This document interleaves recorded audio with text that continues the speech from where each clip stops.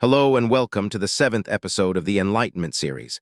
Today, we break down exactly how you unlock the fifth spirit of God, the spirit of might.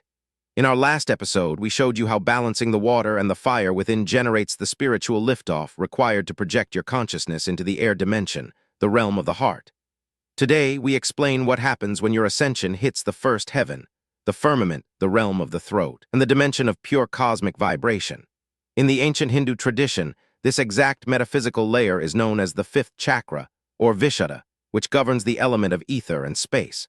While many modern interpretations mistakenly reduce the biblical spirit of might to mere physical leverage or muscle-bound heroes like Samson and Hercules, the true esoteric reality is far more profound. True spiritual might is not exercised through physical force, but through the immense authority of the spoken word. The first heaven, or the firmament, serves as the literal acoustic chamber and atmospheric canvas of creation. Without this medium, sound waves cannot travel, and divine intent cannot be articulated.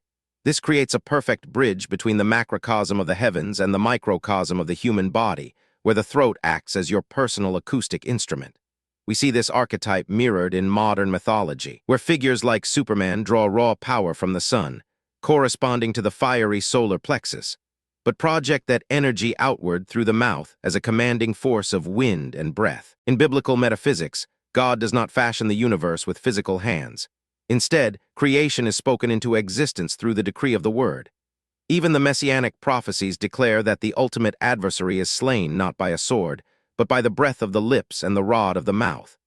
After mastering the truth and aligning it with your heart, your voice will now learn to speak with conviction, as your heart now has the power to judge. To understand the true mechanism of this fifth level, we must look at how the cosmic elements govern our very matrix. As the scriptures tell us, the sun was created to rule the day and the moon to rule the night. These are not merely celestial bodies. They are the cosmic projections of the fire and water elements that dictate the very laws of physics and the boundaries of the reality we know. The sun projects the waking, physical construct of the day, while the moon governs the fluid, receptive tides of the night. This is precisely why sacred art depicts Jesus with the sun radiating over his head. It signifies a consciousness that has risen above the matrix, holding the supreme power to bend and manipulate the reality projected by the sun itself. Therefore, unlocking this level is not about passive meditation. It is about taking command of the laws of manifestation. You unlock the spirit of might by governing your spoken word with absolute, meticulous care. You must watch every single thing you speak, because once your consciousness reaches this firmament, what you speak is no longer idle chatter. It is divine judgment. Your words carry the weight of a decree that shapes physical matter. Unlocking this power demands that you entirely avoid weak conversations of low vibration, recognizing that to guard your mouth is to guard the very seat of your cosmic authority. Once you step into this absolute vocal authority, a strict metaphysical boundary must be established. Ghost protocol must be activated. When you possess the power to shape reality with your speech, you can no longer operate openly in the ordinary matrix. We see this protocol initiated perfectly by Jesus. After his resurrection from the dead, he shifted into a glorified, spirit-like state, appearing and disappearing at will, walking right through locked doors to deliver his decrees.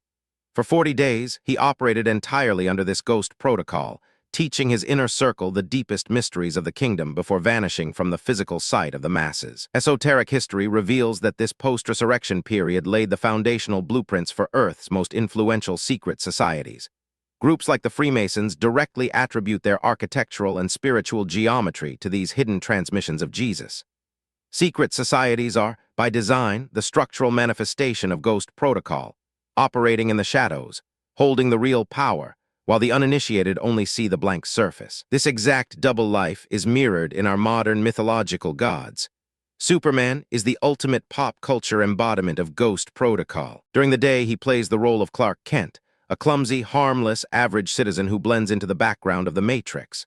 But when it is time to execute his works of divine judgment and rectify the world, he discards the civilian disguise, steps into his true identity, and operates beyond the normal rules of society. He separates his ordinary existence from his supreme power. This is not just theology or comic book fiction. This is the operational blueprint of the most powerful people on Earth. The world's elite creators, master entrepreneurs, and true architects of reality naturally practice ghost protocol.